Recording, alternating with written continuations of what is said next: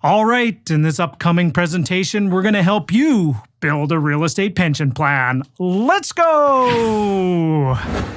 Hey gang, how's it going? Russell Westcott here. So hope you're having yourself a wonderful day. And you know what? I've been delivering this presentation live style again. Hey, you know what? Go figure. Live style, getting out in front of people again and delivering it live in front of a real group of people. And I've been updating it. And it's been a few years. I was actually just looking back on the old YouTubes, and it's been a few years since I uploaded a presentation to YouTube about building your real estate pension plan. So sometimes a live environment, live presentation doesn't translate as well as a in-studio presentation. So what I've decided to do is take the feedback from all that, jump into the old studio here, get all the good studio lights and get the good cameras going here, and cut you guys a up-to-date, with the up-to-date numbers, presentation on helping you build your real estate pension plan. Now, first and foremost, before we dive into it, this is a time I usually ask a lot of the people in the audience, like, who does have a pension, you know, and I have a lot of fun with the audience of interacting with them, and who's got a pension, what's the definition of a pension, do you have a pension, do you have a pension, and then we dive into that a little bit. And here's what I've been finding is, by and large, within the entrepreneurial community and within real estate investors, very few people actually have a pension. So what does that all mean? That all means that you need to take 100% control, and you need to take 100% ownership to delivering and building out your own real estate pension. And then usually what I ask at this time is, you know, what is a definition of a pension? So if you're watching this on YouTube, maybe type in the comments below, what is your definition of a pension? I found something online, and it really resonated with me, and it really said, is a simple definition is a regular income paid to somebody who no longer works. Right? So if you really think about it, that's a good definition of what a pension is. And for most people, you can't rely on your CPP anymore. You can't rely upon a job pension anymore. Because I don't know about you, I don't know if the last time you got your CPP document from the government, and what was it, like $14.74 every 2 weeks? Yeah, that ain't going to quite cut it. So gang, we need to take ownership to building out our own pension and moving forward with that. Okay, so here's what I'm going to share with you today. So here's my big, bold promise for you, is I'm going to help you build a safe, secure, and scalable real estate pension without stress. Now, if that sounds of interest to you, by all means, type in the comments below, or if you're listening to this on podcast, you know, type in there and give some feedback on, hell yeah, let's do this. So like I said, I'm going to walk you through all the revised numbers, walk you through all the insights into this as well. This is the slide that I'm going to go through the quickest here. This is me. If I've not had a chance to introduce myself, first of all, hi, how's it going? I'm Russell Westcott. What I do is I help real estate investors start, grow, and scale the real estate investing portfolio of your dreams. I'm an investor, I'm an author, I'm a coach. I've been doing this game for more than I'm coming on 25 years. Bought my first place. I learned this whole concept and dove into the whole world of real estate investing right around the year 2000. I then bought my first place in 2002. I went on a tear for buying a whole bunch of properties, and maybe I'll save that story for another day, but that was one of the worst decisions I could have made. Was I bought way too many properties way too fast. I didn't support it with the infrastructure around it to support the business. And you know what? And some of those mistakes I'm still paying for today. But I'm still active in the business. I recently bought a property just in early 2023, continually writing offers. And every day I literally am analyzing deals. Every day I'm helping people with helping them move forward. So I'm full-time in the business. I'm full-time in this game of real estate investing. I'm full-time helping others. And the last thing I'm going to just share before I move on here is I've been thoroughly blessed with amazing mentors in my life. And it's almost my obligation and my duty to pass along everything I've learned over the past 25 years from amazing mentors that I've stood on their shoulders. It's my obligation and my duty to share that with the next generation. It's my obligation and my duty to help others that are just getting started in real estate investing, or maybe you've been on this path for quite a while and you're just feeling a little stuck and you need that next level of where to go. That is what I'm all about, and that's how I'm helping people move forward. Okay, gang, so that's what we're going to talk about here today. But what I'm going to share with you here is I'm going to share with you how to build out a real estate pension. Now, I've been sharing this plan for quite a while now. And interesting of note is that I have some unpopular and there's some controversial topics that I'm about to share with you here as well. And I don't know why they're controversial, and I don't know why people will argue with me, and it's totally fine. Everybody has a different strategy and everyone has a different plan on what they're going to do within their real estate investing. And you have your plan, I have my plan, you have your risk profile, I have my risk profile. You are in a different phase in your career, I'm in a different phase in my career. So we're all different, we're all unique. But what I'm going to share with you is from my perspective of doing this for 25 plus years. I'm going to share with you the lenses that I look at through this from there of just helping out tens of thousands of real estate investors, plus also being full-time in this business for pretty much 25 years myself. So that's what I'm really going to share with you is I'm going to share with you some unpopular and controversial topics. Okay, so first and foremost, unpopular topic number one is this will take time. I'm not here to sugarcoat this in any way, shape, or form. This will take time. This will take work. This is slow and steady. It will be difficult. It will be challenging. You won't know what you're doing. You'll be pulling your hair out some days. But sometimes you have to start before you're ready. And sometimes you just have to just lean into the unknown. And sometimes you just have to grow the wings on the way down. But I'm here to tell you is this is going to take time. It's going to be difficult. It's not going to be easy. And, most people out there, when they're, if somebody was ever trying to share something, a marketing system or a marketing message, all they want to do is they want to do how easy it is, how simple it is, how fast it is. And here's the amazing results you're going to get in no time. As a matter of fact, my belief is to tell you the truth. And this is the truth that I'm sharing with you is the truth from 25 plus years is it will take time. It will be difficult, right? This is going to be a very simple plan. It's very simple, but it's not going to be easy. As a matter of fact, some people might say this is a very boring plan, and that's okay too, right? But it's not going to be easy. It's going to be difficult. Now, for some of you are sitting there going, okay, Russ, it's going to be difficult. It's going to be challenging. It's going to take some time. You're not really selling me on this whole game of real estate, and you're not really selling me on this whole pension plan thing here, Russ. Stick with me right through to the very end. So here's the thing. When I'm about to share with you a plan on how to do this in 15 years or less versus maybe working a full-time job for 40 years or more, who knows, right? So it will be probably a quicker, shorter path than the traditional route you've been taught all these years, but it's going to be 100% difficult. It's going to be 100% challenging. It's going to be simple. It's not easy. And I'm actually going to share with you a plan here too about paying off debts and how do you get a portfolio free and clear. The interesting thing of having a free and clear portfolio, that is probably one of the conversation topics that people will talk to me about. And it's the one that's the most controversial is people will argue with me and they go, well, why would you ever want to have free and clear properties? Leverage, use leverage, be smart with this, all this kind of stuff. Stick with me here, gang. And I'll also preface this in a second here about what I'm not saying at the same time. I know that sounds a little odd is what I'm not saying here, but just stick with me here for a minute as well. Okay, but here's a couple lessons that I want to share with you as well. Now, maybe you've heard the old term, the refi till you die program. So here are a few painful lessons that I have learned. I subscribed. I was full on 100% hook, line, and sinker of the refi till you die program. Literally is, man, I've got this portfolio of properties. I've owned it. Holy moly, I'm into it 6 months in. It's got $20,000 of equity. Who's got an RSP? Where could I suck all that equity out? And then you call your mortgage broker back again and you just pull every dollar out. It's like literally the refi till you die program. And a lot of people are on that. And I was on that program, and I'm going to share some of the lessons that I've learned from being on the refi till you die program.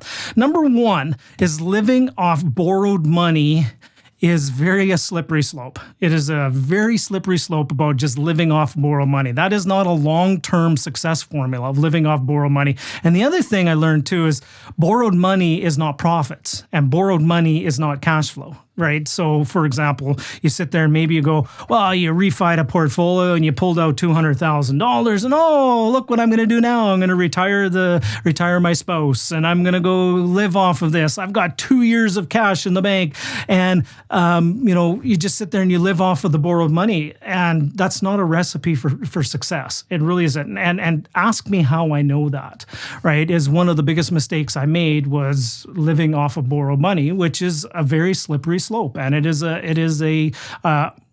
the road to nowhere. It's not only, maybe I'm going to reframe that. It's on a road to ruin quite quickly, to be honest. So just understand that borrowed money is not profits and borrowed money is not cash flow. So just make sure you use the debt, use the leverage like a tool. And the analogy I use a lot when it comes to borrowing money and leverage, I use this analogy all the time, is let's take the analogy of borrowing money in the mortgages is like a chainsaw. It's a tool. It's a tool for a job.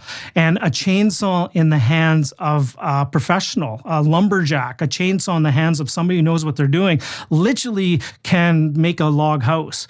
A chainsaw in the hands of somebody who knows what to do and can carve a totem pole. A chainsaw in the hands of somebody who knows what can do it can actually know exactly where to chainsaw and cut the part of the tree to have that tree fall between a 4-foot gap, right? But at the same time, a chainsaw in the hands of somebody who doesn't know what they're doing, a chainsaw in the hands of somebody who's not experienced could literally lose a limb.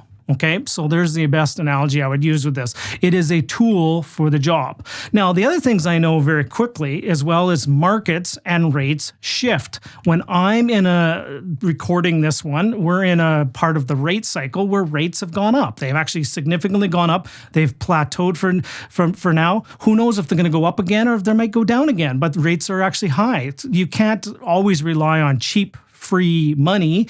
Rates move. Other things too is markets move at the same time too. When you were maybe thinking about that you were going to sell that flip house for $100,000 more and all of a sudden now it's $100,000 less, but you can't rent it and it's now a significantly negative cash flow property to hang on to.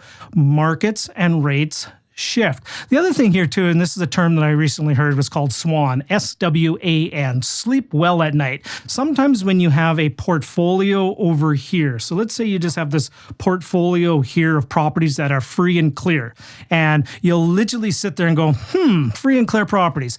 I just saw a newspaper article that the Bank of Canada might be raising interest rates again. I guess that really doesn't matter to me on this portfolio over here because I don't have any mortgages on it. Now, and here's the analogy I use. So let's just say you go into your friendly Starbucks and you're in that Starbucks having a cup of coffee with a friend, and you have a portfolio over here, and I'll share the numbers with you in a second, and you have this portfolio over here that's free and clear, and your friend has the same size of portfolio, and it's levered up to 80% loan to value, and maybe the values are starting to come down. Maybe it's not only 80% loan to value, maybe it's like 85, 90% loan to value now.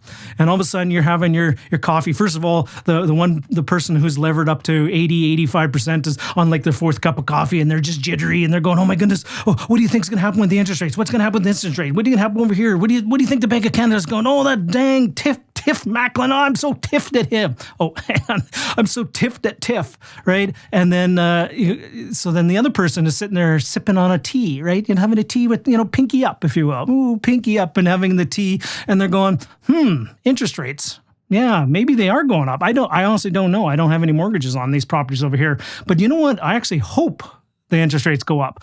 And the other person go, why would you hope the interest rates go up? Well, the other person who's free and clear would sit there and go, if the interest rates go up, I actually probably raise my rents over here and I'll actually get more cash flow out of this as well. So here's the thing, gang, is I'm not saying have no mortgages, and I'm not saying be debt averse.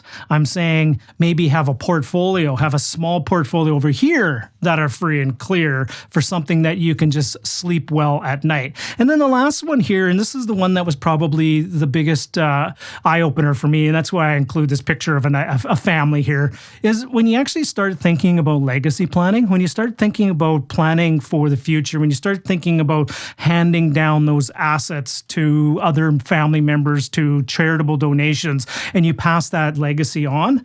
Do you want to pass on a portfolio that might be free and clear, or do you want to pass along a portfolio that's levered up to the nines and it's significantly up to the eyeballs in debt and mortgages? So if you're thinking about legacy, if you think about planning that, eventually you want to have a plan to have all those mortgages paid off. Now, here's a quote that I have here as well that I'm going to share with you in a second. And I know this sounds really weird, but what does this program and what does this training I'm about to tell you not say? What it does not say is to be debt averse and that you're never going to take a mortgage. As a matter of fact, I'm quite aggressive when it comes to leverage. I'm quite aggressive when it comes to mortgages. But here's the thing is, do you have a portfolio, a small portfolio over here that might have no mortgages on it, that you're 100% risk-free almost? It's a tough thing to say, 100% risk-free, but let's call it this. Maybe you're virtually risk-free if you have no mortgages as well. And then here's a quote that I share with people all the time. If your real estate plan doesn't have a plan to own some properties free and clear, you don't have a plan. So you might want to just take a picture of that one, gang. Take a picture of that one, tweet that one out, if you will, or Facebook it out, or share it, or whatever. You should have, I'm not saying every one of your properties to have be free and clear, but you should have a small portion of your portfolio to be free and clear. So have I maybe set the context enough for everybody here? And gang, you know what? We're here to just deliver some fire, right? That's what we're here to do, is just bring the fire. And, you know, often when we bring fire, a bomb or two gets dropped. And that's what we're about to share with you, is we're about to share the numbers, about to share the 5 phases of this plan. Okay, so here's the framework. And I'm a firm believer that everybody can do this. Every single person, whether you're just getting started or whether you've been in this business for 20, 30, 40 years, you can 100% do this. Now, here's one of the things that's been very heartening for me to see when I've been going out and delivering this presentation to a live environment, is I'm seeing a lot of brand new people in their early 20s that are seeing and learning this framework. Now, here's the thing that I share, and I truly do. I wish I could jump in the old time machine, the old DeLorean, fire up the flux capacitor, and go back to when I first got started in 2000 to 2002. I wish I had heard this presentation. I wish I had heard somebody share these insights on this presentation. I would have looked at real estate a little bit differently. I truly would have. And that's one of my goals and one of my intentions, especially if you're starting, is for you to look at real estate a little bit different. You don't need hundreds. You don't need thousands of places in order to generate a really nice income. Like, don't get me wrong, I'm not going to stand in your way. I'm not going to tell you don't go for it. I'm not going to tell you to aim higher and reach for the brass ring and go for the gusto. I'm not going to tell you not to do that. But I'm here to tell you is, let's build a plan. Let's build a safe and secure plan over here so you have all your day-to-day needs taken care of, and then you go for the gusto over here. Okay? And you build something just massive over here, but you always have the golden goose that keeps laying the golden egg over here. All right? So that's my belief. And this is something that I've been literally sharing for the past couple of years. This is a program that I sat down on a whiteboard and I would just say, now go, what have I learned over these past 20 plus years? And what can I share with people on building out this robust plan? And this is what I came up with, was what I'm going to share with you here today. Now, it's evolved, it's pivoted, and it's changed. Now, here's the one thing I'm going to share with you as well, is I'm going to be talking about a plan, okay? And this plan is going to have multiple phases. It's going to happen over a period of time. And the plan I'm going to put in time frame here is 15 years.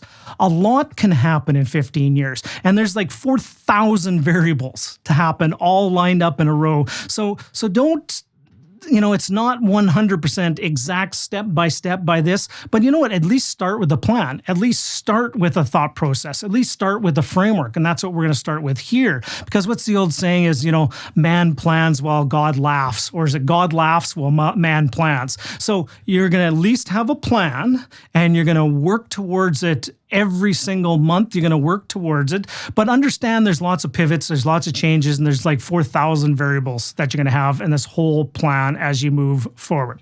Okay, so here's the goal. And here's the goal that I want to share with everybody here is number one is we're going to help you build a personal $2.2 million pension plan with $105,000 per year of income in 15 years or less. Now, if this is the goal that you want to do, if this is, like heck yeah, right? Wherever you're watching it or wherever you're doing this, drop in some fire, right? Or if you will, drop in a flame. This is flame, Russ, right? We're just doing this. Or drop in a bomb, right?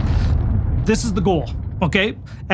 Like I said, the goal is going to be fairly set in stone. The path, the process on how we get there is going to change and pivot over time. So here's the real estate investing pension framework. It's called the 3, 2, 1 free program. All together, 3, 2, 1 free. 3, 2, 1 free. Okay, I know that's quite annoying now, especially if you're on audio, is that you're going to eventually buy a portfolio of properties, and the ratio is going to be buy 3, sell 2, keep 1 free and clear. Now, it's pretty creative, right? Buy 3, sell 2, keep 1 free and clear. A little marketing flair to it as well. But the math holds. It really does hold. And it's been built upon people that have done this in the past. It's been built upon successful real estate entrepreneurs that have been there before you. And that's what we're going to share with you here is the 3, 2, 1 free framework. All right. Now, so from here, we're going to do is the goal is, let's break it down a little bit more because clarity is power, is in 15 years, you're going to have a free and clear portfolio. It's going to be a 5-phase plan. It's going to be scalable and customizable. If it's too small, you can add zeros. If it's too big, you can subtract zeros. It is totally customizable for you based upon wherever you're at. If you find 3, 2, 1 free is too small, or what I'm going to share with you is 9, 6, 3 here in a second. If you find that too small, add a zero. Buy 90, sell 60, keep 30. How about that? Scale it up, 10x it, 10x plus it, if you will. But the ratio is going to be the same. It's going to be the framework of 3, 2, 1 free. All right, gang? So phase 1, so step number 1 is you're going to learn this presentation, whether you were at this as a live event or whether you're just seeing this on a YouTube video here. As you attend this, you learn the framework. Step number 1 is then you're going to be in acquisition phase. You're going to just go hardcore for 5 years where you're going to acquire properties. Then after that, you're going to manage those properties. For the phase 2 is manage and pay down. You're going to then optimize your portfolio. Then you're going to get into planning and preparation. How do you structure it? How do you start looking to eventually get to step number 4 is divest and pay off. And I think I added another framework into this, another step into this as well, which we will get to this. But here's the concept, and I've shared this with you earlier, is you want to have the golden goose, right? The golden goose that keeps laying the golden egg. That's the key framework that you want to think about is you want to make sure you just every month, the golden goose just keeps laying the golden egg for you. All right. Okay. So here's the case study that I'm going to share with you here today is buy 9 properties, sell 6, keep 3, free and clear. Case study. And I'm going to walk you through the tactics first. I'm going to walk you through each of the phases first. And then after we go through each of the phases, what then I'm going to do after that is I'm going to use real numbers based upon some real properties in a real market. And I'm just going to show you the case study. Okay. So phase 1 is acquisition. So years 0 to 5. Remember, you just learned this and you're going to go hardcore learning this. You're going to go out there and you're going to buy assets. You're going to acquire properties. You're going to get very aggressive in all your acquisition strategies.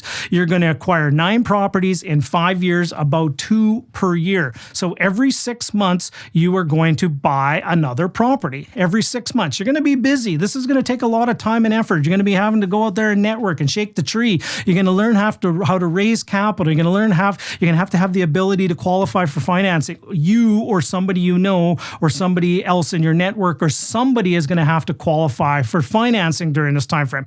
Your properties must be cash flow positive or at worst break even, or probably what I would encourage you to do is have positive cash flow properties that you take that money and then you reinvest it back in. You don't pull any of the cash flow out, right? And it could be something fairly small and marginal. And I'm going to dive into that when I get into the real numbers of a portfolio here in a second. So that's phase one, acquisition. Phase number two is you're going to manage and you're going to pay down. You're going to go really hardcore once you have those properties acquired and they're in your portfolio from year 6 to 10 is you're going to have impeccable management.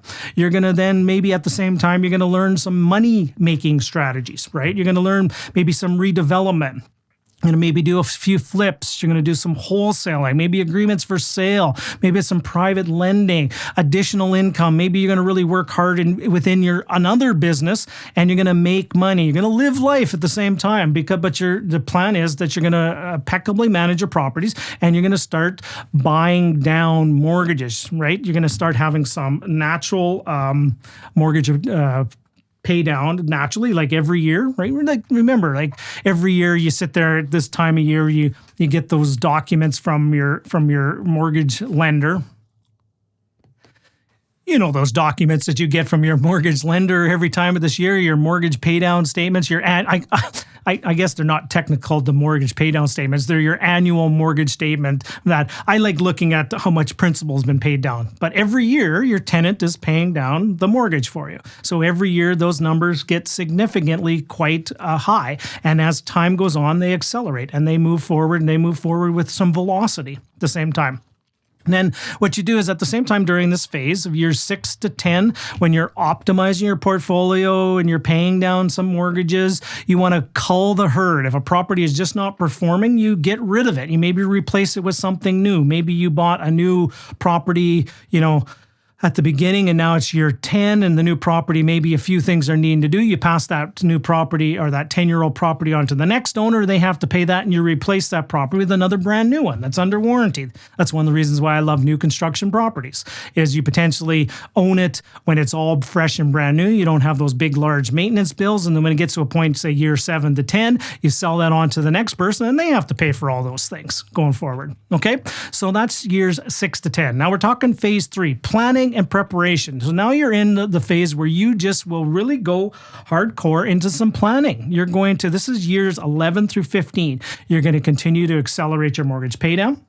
Right, you're going to start doing something called snowball mortgages. The simple thing for snowball mortgages is when one mortgage gets paid off, all the money and all the payment that was going for that one just goes to the next mortgage, and then all that money goes there. And then when you pay that one, you snowball it. And what's the snowball look like when it goes downhill? It just keeps rolling and gets bigger and bigger and bigger and bigger. And that's what we're planning to do here. That's what you're going to do during this time. You're also going to get some sophisticated legal and accounting structuring during this time as well. And then the last thing you're going to do on this one is you're going to get some savvy tax planning. You're going to have a good accountant to help you maybe with the right structure and the right way to plan this. Maybe you're going to start setting up things like family trusts. Maybe this is the time that you implement the whole Smith maneuver strategy during this whole time frame as well, where you convert all the debts into that. But eventually we're going to be paying off all this debt. Okay, so that's what you do during phase number 3. Okay, so let's back it up here for a second. So phase 1 was you first of all, you learn this concept. Phase 1 is your acquisitions. Okay.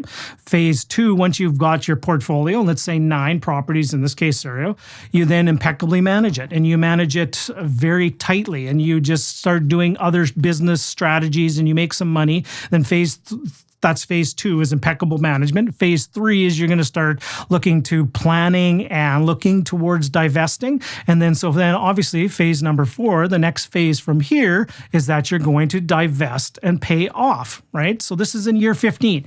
Remember, you bought 9, you impeccably manage those 9 for essentially 10 years. Let's call it, 10 plus years. Now you're at year 15 and you're going to sell off 6 places. You're going to pay out the taxes. You're going to pay out money partners. You're going to pay off our good friends with the government, CRA. You're going to pay off the remaining mortgages on your properties. And what you're going to be left with is 3 free and clear properties. Now, here's a question that usually pops up at this time is, Russ, what if the numbers are different? What if I bought 9 and I only have to sell 3 and I can keep 6? obviously you'd want to do that. Remember, these are just conservative ratios and conservative numbers. By all means, if you bought 9 places and you can sell off 3 and pay off 6, that would be fantastic. Obviously, you would be in better position.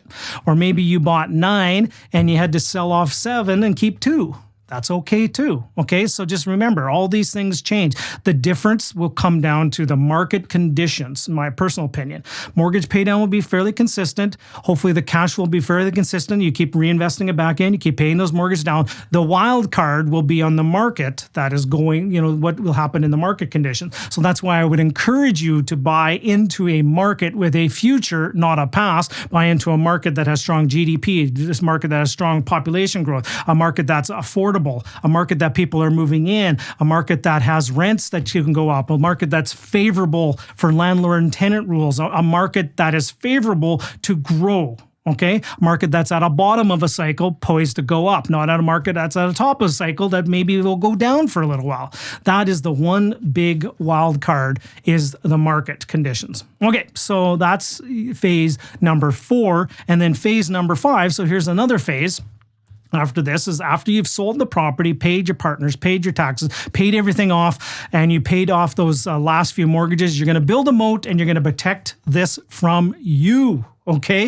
If I first encourage you at this time, if you've done this, so let's say after 15 years, number one thing you're going to do, first and foremost, gang, sorry if I'm pandering here, you're going to buy me a coffee, right? You learn this, and then you're going to go out and you're going to say, Ross, you know what?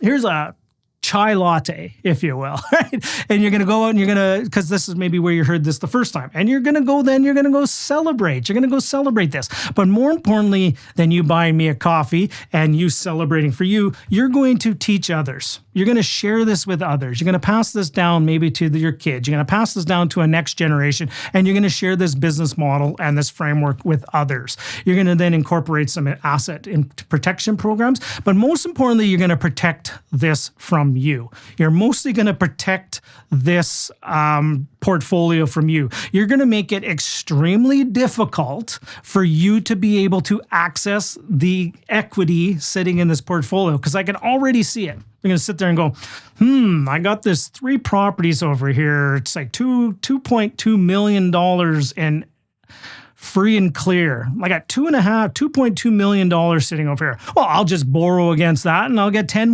more million in real estate.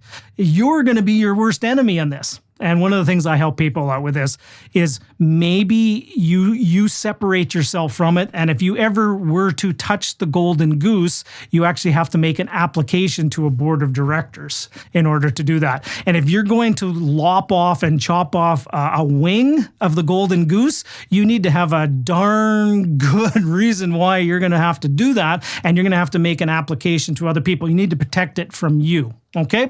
And then what do you do after all that? I'm a firm believer is what do you do after that? You just go do whatever the heck you want, right? You've done it. You've gotten out of the effective rat race. And we're talking about you have assets that are now paying you on a monthly basis, and they're paying you probably more than your living costs. So you celebrate and you just go do whatever you want. And then I suggest what you do at the same time then is what do? You just potentially go do it again. So think about it. You built an entire portfolio of properties over here. Let's say you got one portfolio of properties that are free and clear. You probably have other assets over here. Maybe you have private lending arrangements. You have other things over here. But you have this one asset, and you know that your day-to-day expenses are covered. And you just know that how nice of a feeling that sleep well at night. You just know your day-to-day expenses are covered. You can maybe go build another business. You can take a little bit more of a risk over here, but you just know that you're covered no matter what happens. If this property or this portfolio over here loses some money, you're covered. The golden goose will keep laying those golden eggs over here for you. Okay, so now let's talk more let's do a case study. Let's get right into the nitty gritty. Let's talk about some real life numbers. And what I'm going to share with you in this is we're going to talk about some brand new houses. We're going to talk about some brand new suited houses in one market. I'm not going to share the market, what it is, because this is one of the ones where everyone go, well, my market isn't this. This is a real life market. These are real life numbers. And you probably can guess which market it's going to be based upon if you've watched any of my either YouTube videos or any of that kind of stuff. But I don't want us to get hung up on this. I also don't want to get hung up on that suited houses at the same time. I'm just here to share with you one type of thing. Yours could be literally buy 3 24-unit apartment buildings, sell 2 of them and keep 1. Right? It could be by 30 units, right? It could be just all that kind of stuff. It could be different markets and different asset class, but the process, the framework is the same. Okay, so what we're going to share here is number 1 is you're going to buy 3 of these $550,000 suited houses. Actually, it's going to be by 9, right? The rent, including utilities, is $3,600. The monthly pro forma cash flow on this is about $80 a month, and it's just very conservative with this. It is repairs and maintenance is built in, vacancies built in, mortgage interest rate, current interest rates at the time we were doing this were right around that 5% you were able to get with a 30-year amortization. So first and foremost, a lot of people will sit there and go, well, that's not very great, Russ, $80 cash flow.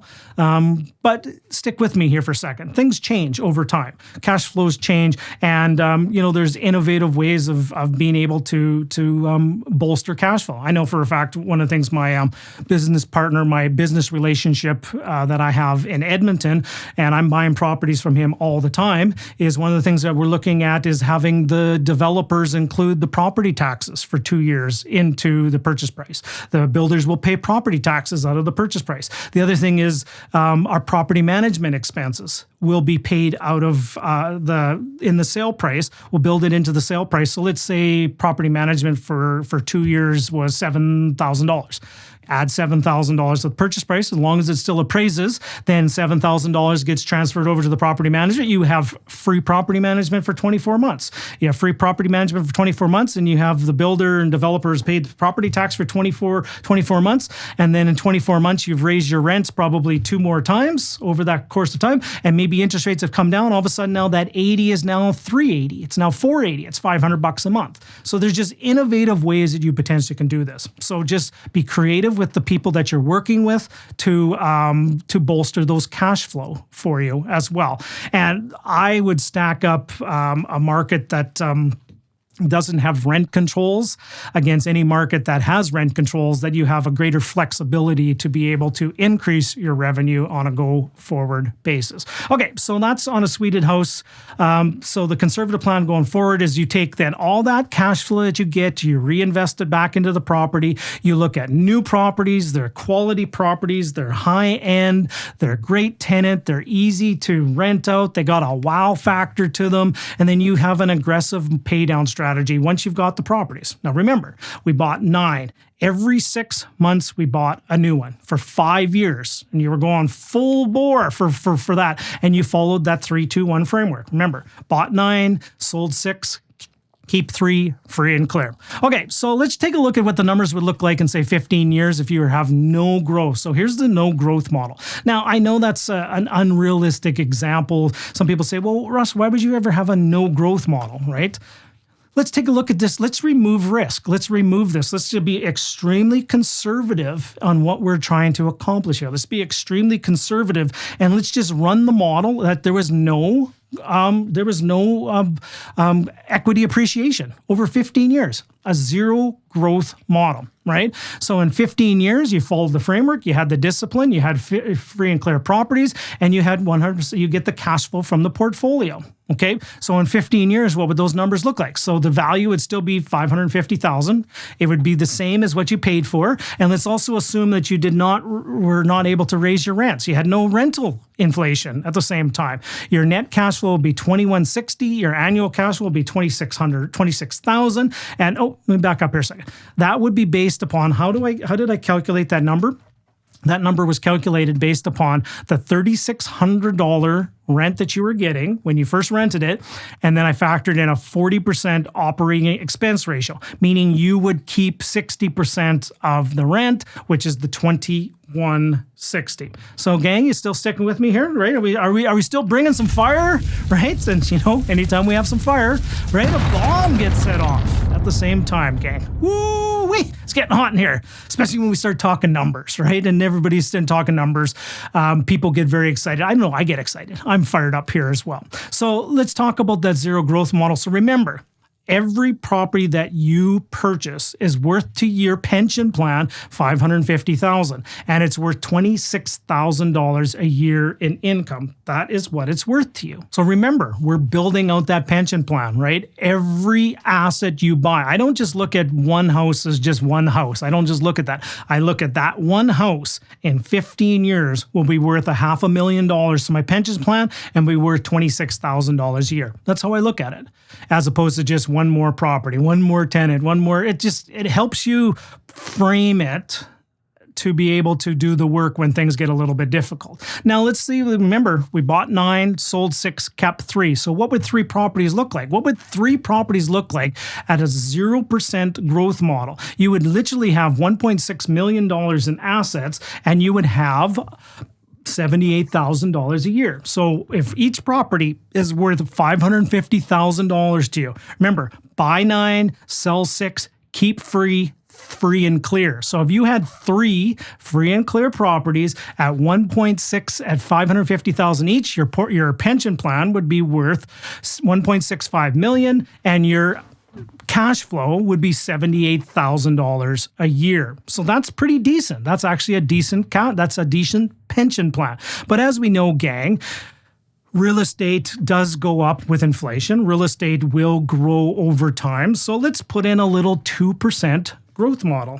I'm not doing anything giant, like we're not doing 6, 7, 8, 10, 12%. We're just going to do a little 2% inflation model over the course of time. So let's take the same framework, same model. You're going to do 3, 2, 1 free in 15 years. You're going to have still those free and clear properties, and we're going to apply a 2% per year inflation model to the asset and also the income that you're going to generate from the same time as well. So those houses that you bought for $550,000 15 years ago are now going to be worth $740,000. Your net cash flow is going to be $2,900, and that's $4,850. So essentially, on $3,600 at a 2% growth per year of the rent, still at a 40% operating expense ratio, your cash flow would be $2,900, just shy of $3,000 a month. So you'd be just shy of $35,000. So if you factor in that 2% growth model, every asset that you buy is worth just shy of $750,000. Okay. And every property that you buy will contribute to you on a monthly basis just shy of $35,000 based upon a simple 2% growth model. Now, these kind of numbers get me excited. I hope this gets you really excited at the same time, is now you're building out that real estate pension plan. So this is where we got the $2.2 million pension, is you're going to have 3 free and clear properties in 15 years, factored on a 2% growth model. You're going to have 1 property is worth $740,000, 2 properties 1.5, 3 properties is 2.2 at $105,000 a year in income. That is how you generate your $2.2 million pension and your $105,000 a year income stream, by just following the model of buying 9, selling 6, keeping 3. Now, it could be buy 3, sell 2, keep 1. Okay, so there's lots of just different ways. It could be buy 30, sell 20, keep 10, right? Whatever your strategy is and whatever your numbers are your numbers. Okay, gang? So remember, that was the goal. The goal that we did, the thesis we wanted to prove from the very beginning was, how do we create a $2.2 million pension plan that generates $105,000 per year? Now, here's the next couple. I'm going to answer a couple questions that pop up here a little bit. And I've been doing this for long enough. Here's usually the next questions that people will ask. Is question number 1 is, how much money is required for me to do this, right? If I want to buy 9 properties, if they're $550,000 each, and I'm just going to use a fairly round number of 25%, you'll have to need access to about $1.2 million in capital. Now, for most of you, you probably don't have $1.2 million in capital sitting in your bank account. So you're going to have to sit there and go, well, how the heck do I buy 9 properties in 5 years? So anyone interested in that answer? right? So here's what I would suggest you do is make sure you're subscribed to my podcast. If you're not already, make sure you subscribe to it, get notifications every week when a new episode comes out, or subscribe to the YouTube channel. Here's a couple QR codes for you if you're interested in jumping on board and subscribing, whether you're an Apple Podcast listener or a Spotify. Scan those codes, listen to that, because that's one of the things that I do literally every single day when I wake up is I think about how do I help investors move forward. And if you like video, by all means, I'm just having a blast. You're probably maybe watching this on YouTube. If you're on YouTube already, hit that subscribe, hit that bell notification button, gang. You know what? Be part of the program. Be in there, learn all about this. This is what I get up every single day when I wake up, is what I'm trying to do is trying to help you build a portfolio of properties. Now, let me just break it down even more. My entire content strategy of what I do is to solve problems, add value for others. Okay. So what we have to first do is let's determine what are the biggest problems and obstacles real estate investors face. Real estate investors face, here are the 5 biggest obstacles. Number 1 is time. Number 2 is education. Number 3 is attitude or mindset. You can call it that way. Number 4 is money and team. Okay, so lack of time, lack of education, lack of attitude, lack of money, and lack of team. That's what I do every single day when I get up, is to add value to help you solve one of those 5 obstacles. I try to be a solution provider, and that's what my YouTube channel and my podcast is here to do for you, is to help you bust through all those biggest obstacles, because I'm a firm believer is if you do the work, if you have the courage to do the work, and if you put in the time and effort to eliminate all the obstacles facing you in this game of real estate, the only thing left facing you is success. Okay, game? So that's what we're here to do, is if you're interested in taking the next step, jump on in there as well. Now, one of the things I'm going to share with you here is, and I know I'm going to get this in the comments, and this is a comment and question I get all the time, which is totally fine, but I want to answer it now before we sign off here as well, because it'll save you maybe from sending an email or something like that. So here's a couple big buts that people will always say in this. So for example, if you're raising money, like for example, if you did not have $1.2 million in cash in your own resources, you actually have to go out there and you have to do some joint ventures. You have to raise capital from other people. You have to be able to, potentially split equity with a group of people, all those kind of wonderful things there. So if you are doing a joint venture, if you have to do a 50-50, the ratios still hold, but what you'll need is you'll actually have to buy more properties, right? So for example, if you do a 50-50 split on your joint ventures, you'll need 18 properties as opposed to 9. But remember, if you're doing this correctly, or if you learn from me, from all the resources, or you become a member of the Raising Capital Academy, that's what we do, is we help you bust through all those obstacles. You can learn how to do this, how to raise that capital, and then 18 properties. Now, if you don't put any of your own money into, and it just will come down to your network on who you're able to approach. People within your network that maybe will have access to the capital. Or maybe you have a hybrid model. Maybe you start with $360,000 for yourself, and so you buy 3 properties at 100% ownership, and then you do 12 properties at 50% ownership, so you'd need 15 properties. See how the math works there? I just want to give you a couple things. And I just know, because I've been doing this presentation for long enough, that's a question that always will pop up, is just those questions. And then the last thing I'm going to just share with you, if any time during this presentation you were maybe having a thought process of, this just won't work, Russ, this won't work. Stick with me for a second here. Why not change and reframe it from that won't work to how can I make this work? People have made this work. People have done this. And if buying 9 properties in 5 years frightens you, I know hundreds of people that have bought more in a shorter period of time. So it 100% can be done if you have the right network, if you have the right people that you align yourself with, if you have the right mindset, if you have the right attitude to help you move forward. Okay, gang? So I'm going to leave. That's the formal training of this presentation. And so we're right around that 50-minute mark. And I think I'm going to leave it there. So there's a lot more to unpack and to uncover. And I'm going to make a commitment to helping you.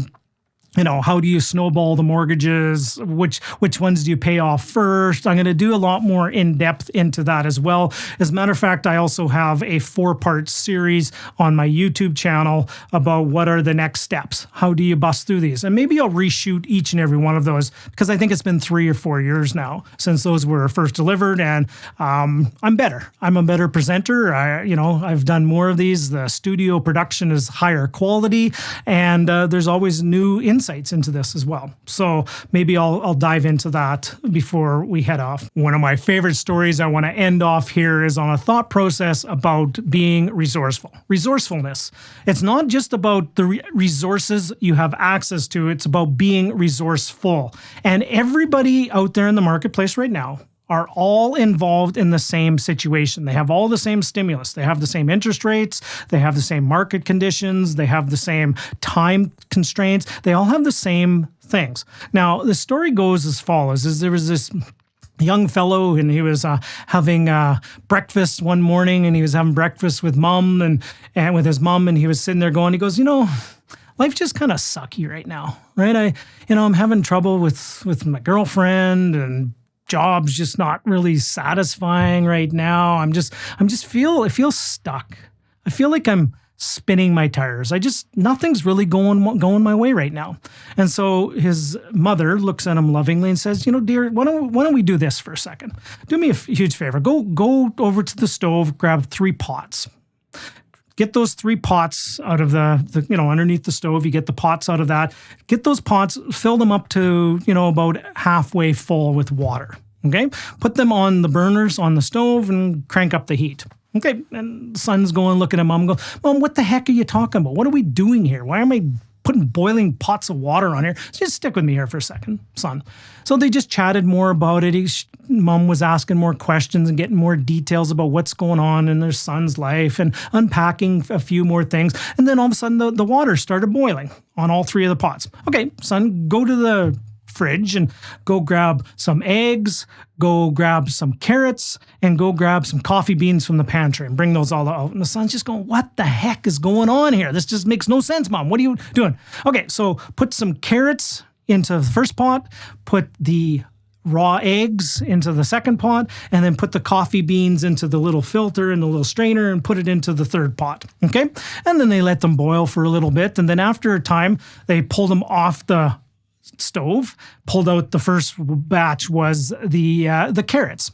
Son, tell me about the carrots. After you pull them out and you look at, they're mushy. Their carrots are all mushy. So mom looks at her son and said, so the carrots went in hard to the hard boiling water and they came out soft.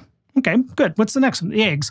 The eggs, they're a hard-boiled egg. Crack it open, it's a hard-boiled egg. So the egg went in fragile and went in soft, because if you would have broke that out, it would have been just yolk. It would have spilled all over the place. And then it came out hard. Okay, so let's just talk about this. So they went into the exact same stimulus of the boiling water. The carrots went in hard, came out soft. The eggs went in soft, came out hard. Now, what's the third pot? The third pot, well, that's coffee. It's legitimately a cup of coffee, right? So we're sitting here and having ourselves a wonderful cup of coffee now. And what is coffee like in the morning, son? Oh man, I can't go without my Timmy's, my double on the way to work. Coffee is life every morning. And so here's the thing. Here's the message that the mom says to her son. All 3 of those things, the carrots, the eggs, and the coffee bean, all went into the exact same stimulus, boiling water. One went in hard, came out soft. One went in soft, came out hard. The coffee beans went into the boiling water and they changed the entire environment. They changed the game. They changed the water. They turned boiling water into delicious coffee. Okay?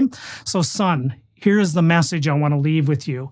In every situation that you are in, be the coffee bean. Be the one that goes into the stimulus. Be the one that goes into the environment and changes the environment. Don't let the environment change you. And with that being said, gang, I'm going to enjoy this really nice, delicious cup of coffee to end this off. If you have any questions or have any comments or would like to have any more information about this, make sure you subscribe to the podcast, check out the YouTube channel. And with all that being said, gang, by all means, in every interaction you have with another person, always leave them feeling inspired, encouraged, and always come from a place of love. Bye for now, everybody.